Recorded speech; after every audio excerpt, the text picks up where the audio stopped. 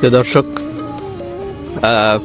আজকে আপনাদের এমন একটি জায়গাতে নিয়ে আসছি, এমন একটি জায়গা দেখাবো যে জায়গাটি দেখলে আসলে আপনাদের মন প্রাণ কিন্তু জুড়িয়ে যাবে।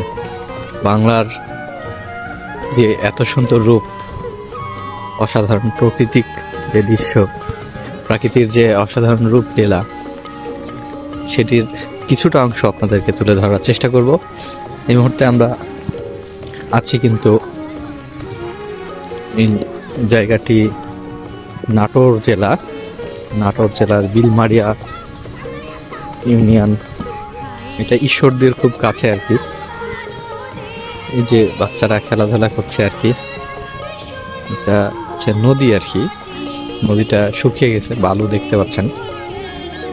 এই যে এখানে একটা বাঘ কিন্তু আছে।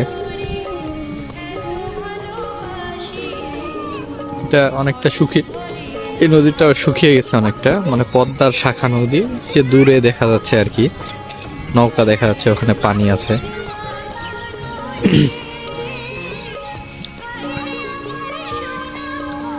এই ছোট্ট নদীটি পার হওয়ার পরে দেখতে পাচ্ছেন এই পাশে পদ্মার চর অঞ্চল। মানুষ আসছে কিন্তু বিভিন্ন জিনিসপত্র নিয়ে। ওই পাশে এগুলো বাংলাদেশের জমি, তবে এই চরটা পার হওয়ার পরে, পদ্মার এই চরটা পার হওয়ার পরে আর কি ওপরে গেলেই ভারতের পশ্চিমবঙ্গের বিভিন্ন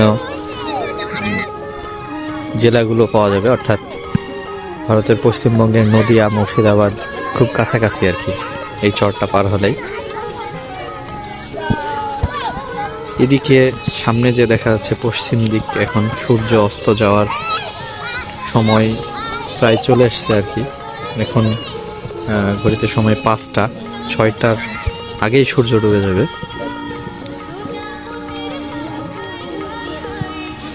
এই সাইডে এখন যে পশ্চিম দিকটা দেখতে পাচ্ছেন, এই সাইডে রাজশাহী।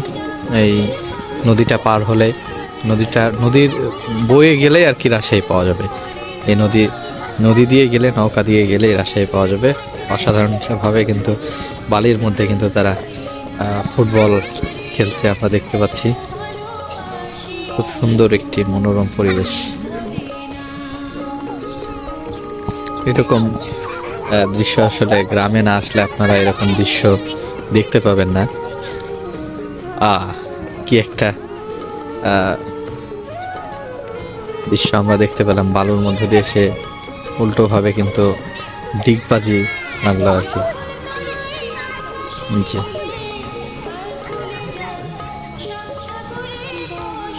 তারা এই যে খেলছে আপন মনে, কিন্তু অসাধারণ দৃশ্য। এরকম মুক্ত পরিবেশে, মুক্ত জায়গায় এভাবে খেলার সৌভাগ্য কিন্তু সকলের হয় না। বাংলার অপরূপ দৃশ্যগুলোর মধ্যে অন্যতম এই ধরনের দৃশ্যগুলো কিন্তু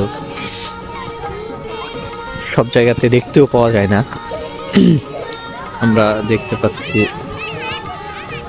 এই যে নদী, এই নদীর পাশে কিন্তু এই যে বাড়ি,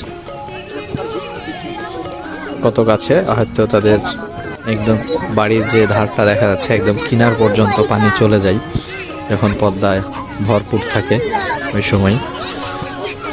এইগুলো যেগুলো দেখতে পাচ্ছেন, এগুলো গরুর গোবর দিয়ে তৈরি করা জ্বালানি।